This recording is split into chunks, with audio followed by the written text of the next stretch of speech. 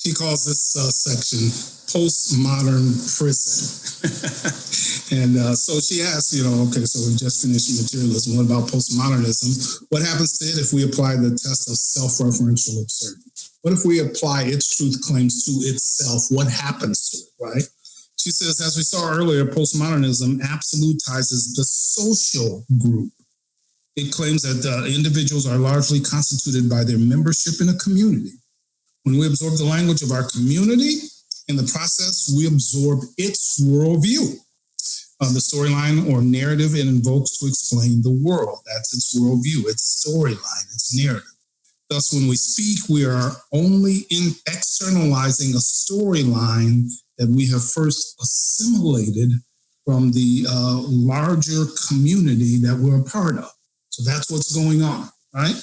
She says postmodernists express this idea using paradoxical statements like language speaks us rather than we speak language. Whoa, right? That's deep. Mm-hmm. Yeah. The point is that we cannot even think about, apart from language, that we've assimilated from our community. Nietzsche, with his typical flair, wrote that we are trapped in the prison house of language. Right? That's his echoes of Neo trapped in the prison of his mind. Yeah. Because worldviews are transmitted through language, postmodernists use the metaphor of language games. Right now, this comes out of again, an early 20th century philosopher, Wittgenstein, talked about language games. So they picked this up, right? Just as a baseball and football are games with virtually no rules in common, right? In other words, what makes baseball, and football both games? I mean, they're totally different. Virtually no, about the only thing is you keep score, right?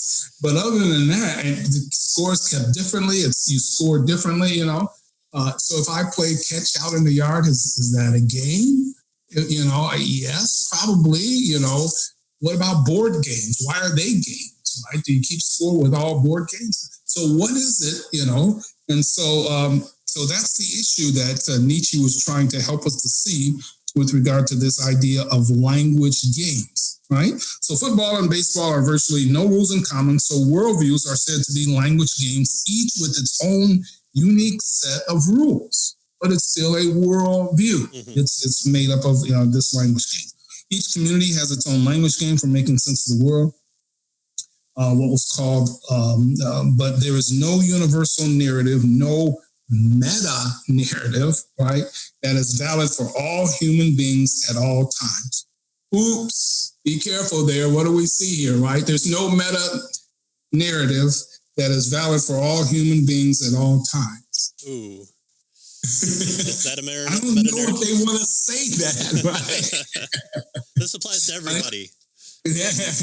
There's no possibility that language games can be unified or totalized in a meta discourse. Now notice, she says, yet what reason can be given for us to accept this particular theory?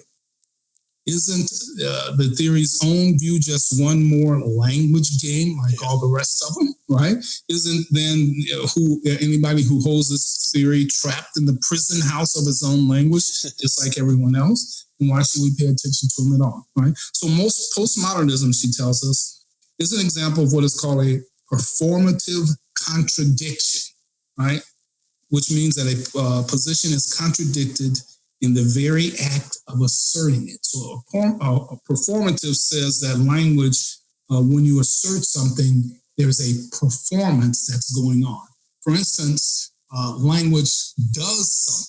So, there I am standing with my my wife in front of the church. The minister says, all of these things. I say I do, she says I do, and here comes the performative.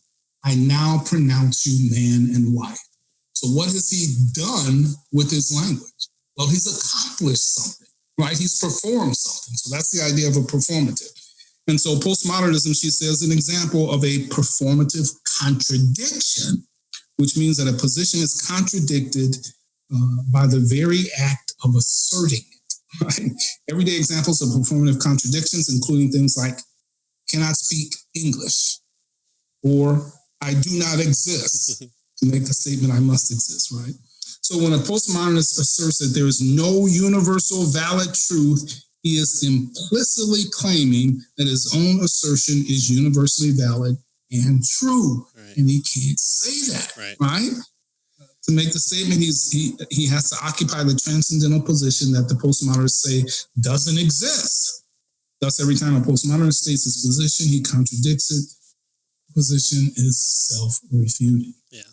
Mm-hmm.